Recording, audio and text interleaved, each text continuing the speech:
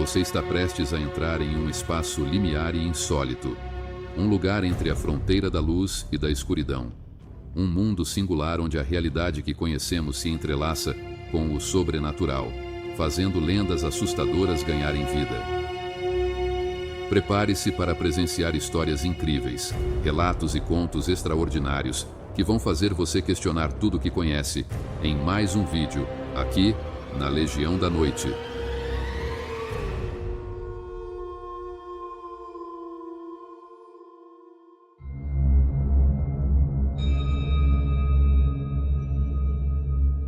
Este caso de ataque de lobisomem ocorreu em Pernambuco, numa cidade chamada Bonito, por volta do ano de 1943. Quem nos contou foi um senhor chamado Cícero, e o ataque aconteceu com seu tio e sua tia. O encontro com o lobisomem ocorreu de forma brusca e surpreendente. Numa determinada noite, já bem tarde, o tio de Cícero estava voltando para casa. Ao chegar, viu alguma coisa bagunçando o terreiro com grunhidos, zoadas e animais mortos. Era um bicho enorme e feio que já havia comido parte dos seus cachorros filhotes. A mãe dos filhotes estava atacando ele.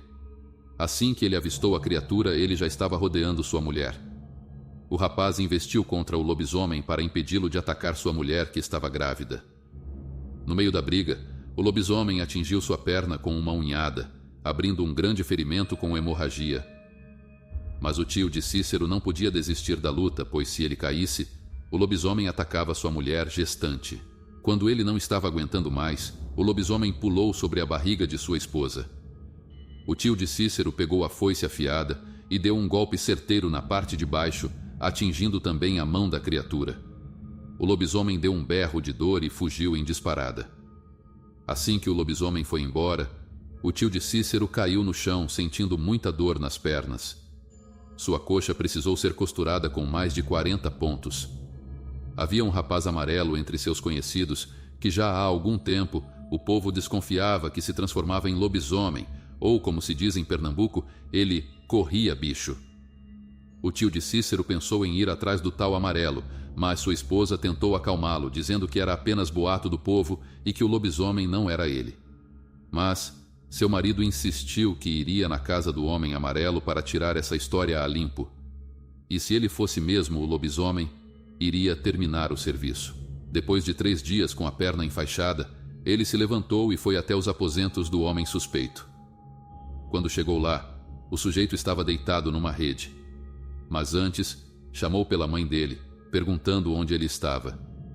Sua mãe, Dona Maria, disse que o filho não estava, mas o tio de Cícero já tinha percebido a presença dele ao notar alguém na rede. O sujeito amarelo tentou se esconder, mas o tio de Cícero puxou o lençol e descobriu que era ele mesmo. E disse: "Seu amarelo miserável, você era o lobisomem." "Dona Maria, que ferimento foi esse?"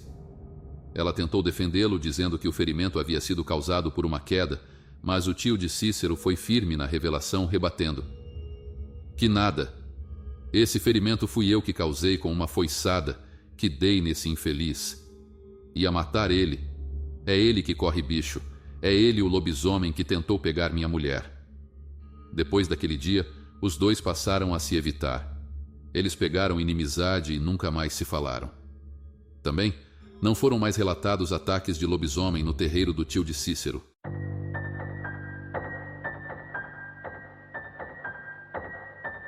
Outro relato de um possível lobisomem na minha família foi contado pela minha mãe.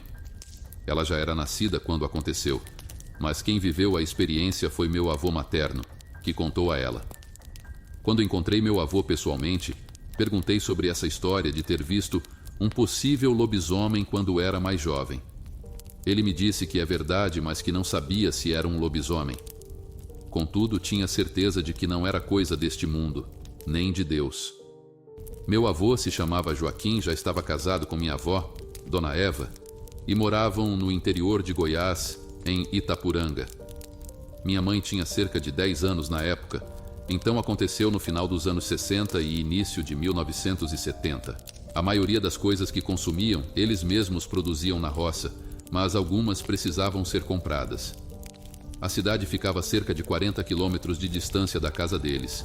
e ele ia a cavalo. Não corria. Ia sem muita pressa para não cansar o animal, levando algumas horas para chegar. Ao chegar na cidade, fez suas compras no armazém e depois visitou sua irmã, minha tia-avó chamada Rita. Ele conta que, após algumas horas na casa da irmã, se despediu e foi até uma birosca, uma espécie de boteco da época. Meu avô era obcecado por carteado e ficou jogando truco com seus amigos e um compadre. Quando já era quase 18 horas, levantou-se e disse que ia pegar a estrada, pois a volta era longa e chegaria em casa à noite. Seu compadre lhe disse: "Homem, não pegue estrada à noite. Durma lá em casa e amanhã bem cedo você volta." Meu avô recusou, dizendo que precisava ir embora, pois Eva não gostava que ele dormisse fora sem avisar com antecedência. Seu compadre insistiu, mencionando boatos de uma criatura muito assustadora na estrada, um lobisomem. Mas meu avô riu e disse que estava acostumado a andar à noite nessas estradas e nunca viu ou ouviu nada. Montou no cavalo e foi embora. Pegando a estrada de volta, meu avô contou que a lua estava enorme naquela noite, iluminando tudo. Ele seguia sem pressa para não cansar o cavalo, que estava cheio e pesado com as compras. Em alguns pontos, descia e caminhava ao lado do cavalo para aliviar o animal. Após algumas horas, avistou sua casa e terminou sua viagem sem problemas. Cerca de 30 dias depois, ele foi novamente à cidade para vender galinhas, carne de sol e doces que minha avó fazia, além de fazer mais compras. Nesse dia, ele sentiu um mal-estar e muita vontade de não ir, algo estranho para ele que adorava ir à cidade. Mesmo assim, foi. Fez suas compras, visitou a irmã, jogou carteado na birosca e, ao pegar a estrada de volta, a lua estava cheia novamente. Desta vez, sentia um calafrio que percorria a nuca até as costas, como se alguém dissesse para ele fugir daquela estrada o quanto antes. Mas continuou andando com calma. Em um ponto, desceu do cavalo para caminhar a pé. Após cerca de 40 minutos, tropeçou e caiu. Olhou para o pé e viu que a sola da botina estava descolando. Tentou andar, mas a sola descolada atrapalhava. Então montou novamente no cavalo e continuou. Cerca de 10 minutos depois, o cavalo começou a bufar e relinchar assustado. Meu avô achou que pudesse ser uma onça ou algo assim. Olhou para o chão e viu um pequeno vulto preto, do tamanho de um cachorro médio. Pensando que fosse um cachorro de rua, começou a gritar para a coisa sair de debaixo do cavalo. Mas quando sua visão se acostumou, notou que era uma bola preta com pelos que rolava de um lado para o outro. Tentou fazer o cavalo pisar na bola, mas ela desviava no último segundo. Meu avô, estressado, ouviu novamente aquela voz dizendo para fugir. Lembrou-se dos boatos sobre lobisomens e sentiu um frio na espinha. Olhou para a coisa rolando e, com o cavalo assustado, decidiu fugir. Bateu as rédeas e o cavalo correu. Quando olhou para trás, viu a bola preta rolando atrás deles cada vez maior. Orando para São Miguel Arcanjo, notou que a bola perdeu velocidade e ficou para trás. Chegando na fazenda, pulou do cavalo e abriu a porteira. Viu a bola rolando em sua direção e gritou: "Pare aí mesmo, Satanás! Minha casa é a casa de Deus, protegida e vigiada por São Miguel Arcanjo." A bola parou. Então ele sacou um punhal e a coisa se desfez no ar como uma fumaça preta com olhos vermelhos. A fumaça tomou a forma de um grande cachorro em pé, que o encarou por alguns minutos antes de sair andando em 4 patas. Meu avô ficou observando até que a coisa desapareceu. Ele orou mais alguns minutos, deixou um terço na porteira, foi para dentro de casa e se deitou sem nem tirar as roupas ou as compras do cavalo. No dia seguinte, minha avó acordou e perguntou o que aconteceu. O cavalo ainda estava lá fora com as compras. Meu avô contou tudo e minha avó, ouvindo calada, disse: "Eu acredito em você. Já vi essa coisa outras vezes. Isso é um mau presságio." Meu avô achava que fosse um lobisomem, o mesmo que as pessoas da cidade diziam ter visto naquelas estradas.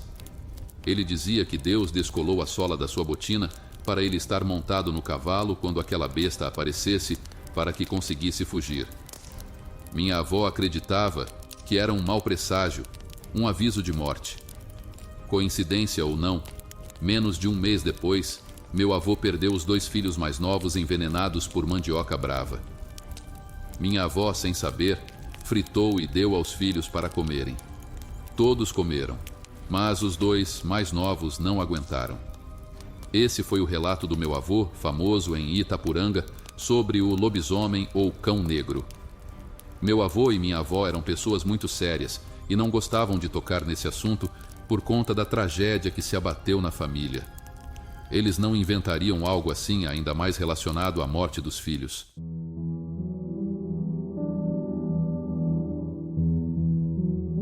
Ilse tinha 10 anos quando viu um lobisomem no galinheiro. Ela morava num sítio que pertencia ao município de Boa Esperança do Iguaçu, a 5 quilômetros da cidade. Era tempo de quaresma, numa sexta-feira, noite de lua cheia, quase 21 horas.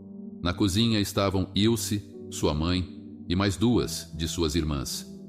O restante da família já tinha ido dormir. De repente, os cachorros começaram a latir. Estavam muito bravos, latiam parados, não saíam do lugar. Logo em seguida, as galinhas que pousavam no galinheiro começaram a fazer um gritedo e dava para perceber pelo barulho que tinha algo dentro do galinheiro. Então sua mãe pegou um lampião e as 4 foram ver o que estava acontecendo. Já estavam próximas quando a porta do galinheiro se abriu e lá de dentro saiu um enorme bicho preto todo peludo. Vendo aquilo, todas ficaram apavoradas e com muito medo. Os cachorros estavam juntos e nenhum teve coragem de avançar no bicho, e isso que eles eram cachorros grandes. Foram poucos segundos, mas todas conseguiram ver que os olhos do bicho eram vermelhos, iguais aos de cachorro. Os pelos da cabeça estavam todos arrepiados.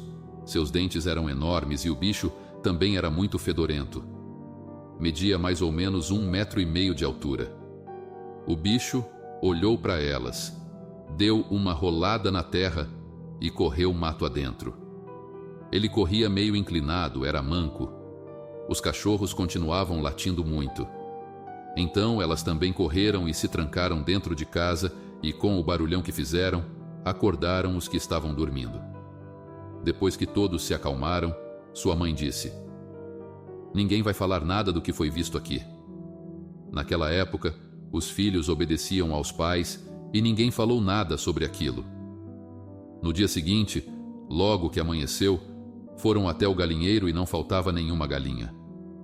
O lobisomem só havia comido bastante esterco das galinhas, nada mais. Então seus pais contaram que todos os anos, sempre nas 4 sextas-feiras da quaresma, isso acontecia. E não era só na casa deles, em várias outras também. Ali, todos suspeitavam de um vizinho, mas ficavam quietos. Ilse morou neste local até os 16 anos e ela e suas irmãs nunca mais esqueceram daquela noite e do bicho que viram.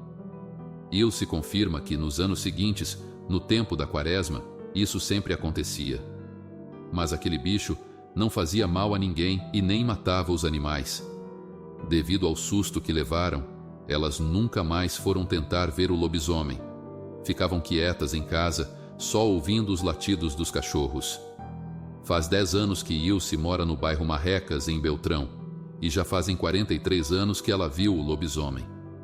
Ela tem 3 filhos, Sérgio, Cleomar e Bruna.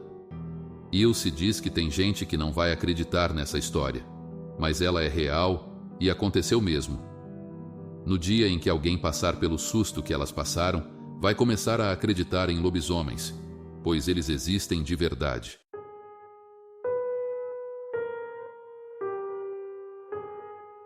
Nos meados dos anos 90, o lugar onde eu moro era apenas um pequeno povoado de pescadores.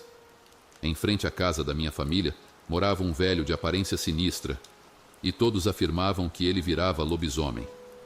Meu pai resolveu abrir um abatedouro de frangos no fundo do quintal, algo muito comum naquela época. Um certo dia, um pescador chamou meu pai e disse que jurava ter visto um lobisomem revirando o lixo do abatedouro dentro do nosso quintal, que na época era cercado de arame. Meu pai deu um sorriso de canto de boca e falou para a gente não se preocupar, dizendo que o Toninho estava ficando doido e que só viu um cachorro. Decidiu que era hora de murar todo o quintal, arrumou um cachorro sem raça definida e colocaram seu nome de Help. mas o cachorro só ficava dentro do quintal enquanto a gente estava acordado. Quando apagávamos as luzes, ele pulava para a rua e só voltava de manhã. Meu pai fez de tudo. Aumentou o muro, colocou o vidro, mas nada segurava o cachorro. Meu pai então resolveu que precisava de um cachorro que servisse para nossa segurança. Assim, veio o Hulk, um lindo fila brasileiro que logo virou um touro de tão forte. Chegou o feriado da Semana Santa e nossa família veio para casa, como de costume, para passar o feriado na praia. Estava uma noite chuvosa e todos resolveram jogar baralho, enquanto nós, as crianças, brincávamos de banco imobiliário. Por volta das 2 da manhã, nosso portão de grade fez um enorme barulho e alguma coisa pulou para o quintal. Pelo impacto no chão, deu para sentir que era algo grande. Ficamos todos em silêncio. Meu tio, um policial civil, pegou sua arma para ir ver, mas antes de sair, a coisa pulou o segundo portão que dava para o abatedouro, onde o Hulk ficava vigiando. Então começou uma briga louca. O Hulk avançava, a coisa rosnava e derrubava tudo. O cachorro lutava de novo e foi horrível ouvir a briga. Meu tio e meu pai resolveram não sair, achando que era algum animal. Depois de alguns minutos, a coisa conseguiu correr do cachorro e pular para a rua, acordando todos os cães da vizinhança. Foi uma loucura. Meu tio e meu pai saíram para ver o Hulk, que estava com alguns cortes no focinho e no corpo. Assim que amanheceu, meu pai e meu tio colocaram o cachorro no carro para levar ao veterinário para cuidar dos ferimentos. O cachorro ficou bem. Na volta para casa, eles avistaram o velho sentado na praça, todo arrebentado, mas já cuidado. O dono de uma padaria tinha levado ele para tratar dos ferimentos numa farmácia. Meu pai se aproximou dele e disse: "Então é verdade o que dizem? Você é mesmo um lobisomem? E aí, gostou de conhecer meu novo cachorro?" A partir desse dia, ninguém mais viu o velho Tardino.